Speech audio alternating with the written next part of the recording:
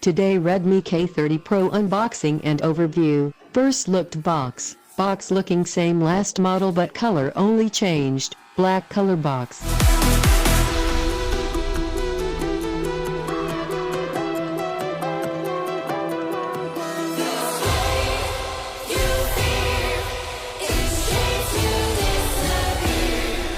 Find your way into this wonderland.